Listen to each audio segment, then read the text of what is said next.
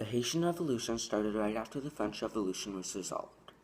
Information about what was happening in France came to Haiti, which was the richest country in the world at the time, over the Atlantic Ocean.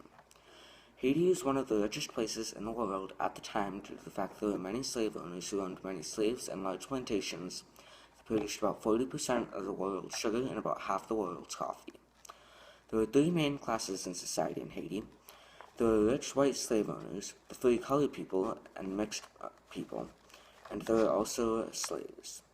There were only about 70,000 non-slave people, about 40,000 of which were rich white slave owners, 30,000 of which were mixed people, including free colored people, and there were also about 500,000 slaves. This meant that the slaves had everyone else outnumbered. After the French Revolution, when a new constitution was made, its values and points were brought over to Haiti and interpreted in different ways. In the first article, men are born and remain free and equal in rights. Social distinctions may only be founded upon the general good. That was the source of the revolt because all three different social classes had different interpretations of the first article. For instance, the rich white people thought the first article meant that all rich white people were equal, so the rich white people in Haiti were equal to the rich white people in France. The mixed group thought that, especially the poor whites, thought that all whites were equal, so the poorer whites were equal to the rich whites. The slaves were the only class in society that thought that the article meant that all people were equal. This disagreement, added to the doings in France, made the slaves start to revolt.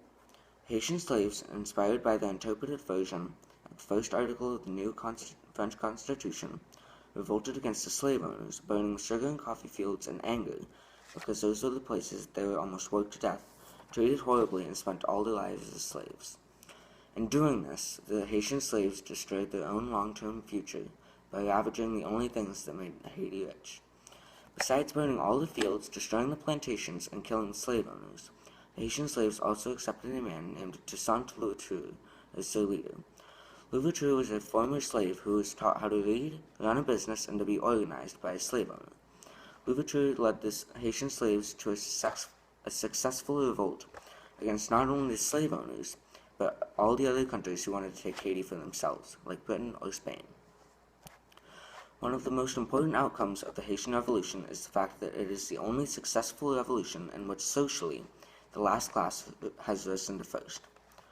The slaves took over as the power in Haiti instead of the rich white slave owners. Also, the Haitian Revolution affected Haiti in the long term by depriving it of all of its wealth.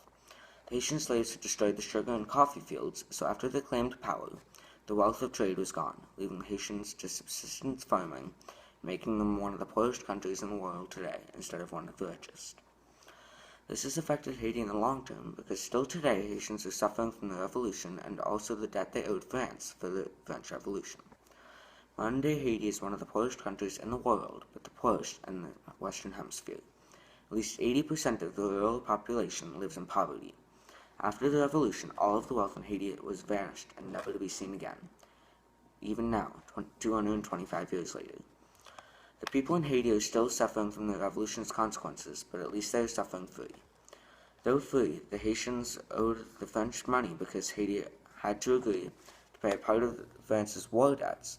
So when the Haitis lost all of their wealth, they could not pay back France, so they are now one of the poorest countries in the world. The Haitian and French revolutions were both revolutions against almost an absolute power, and the people wanted either the king or the rich white slave owners to have less power. Also, in both cases, the monarch or the rich white slave owners were defeated.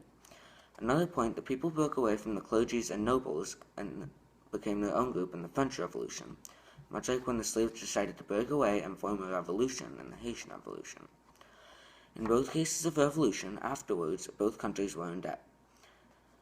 The ideas formed in both the French Revolution and the Haitian Revolution were very similar, especially since the ideas from France were brought over to Haiti, where the slaves heard about them. Both revolutions were very violent, with the slaves in Haiti burning all the plantations they worked on, and the French destroying everything and killing all people who opposed them. There were many differences in the French Revolution and the Haitian Revolution. First, though both revolutions were against an absolute monarch or group, the French Revolution revolted against their king only to be replaced by another king, who eventually called himself an emperor. This was unlike the Haitian Revolution, where the slaves revolted and replaced the power with themselves, becoming the only revolution where socially the last class became the first. Also, while both countries were in debt, there were different reasons for them. The French were in debt because they helped the Americans in their revolution, whereas the Haitians were in debt because when they revolted, they destroyed all of their future money by destroying plantations and making them in debt to France because of the war debt. And they could not pay this back because of how little they could produce to make a profit. I would consider the Haitian Revolution a success socially because the revolution was started by the slaves and the slaves also won the revolution. It was also a success because it was the only revolution where the lowest social class became the highest. Also, I consider the revolution a success because the point of the revolution succeeded, overthrowing people in power and replacing the people with former slaves. I consider the Haitian Revolution a failure in the long term for a few reasons. First, the Haitian Revolution destroyed most of the plantations that produced sugar and coffee that made Haiti rich, which ravaged almost all of their wealth. Second, when the Haitians moved to more subsistence farming, they gave up on any future wealth.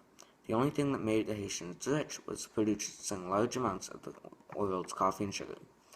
Finally, because the Haitians were controlled partially by France, whenever France went into war, the Haitians had to pay part of France's war debt, and they could not pay that back because they could not produce any more sugar or coffee. After almost losing all, or if not all, of their wealth, the Haitians could not pay back the French and were sinking deeper and deeper into debt. All of these combined to make modern-day Haiti one of the poorest countries in the world, which started in 1971 and has continued to the present day.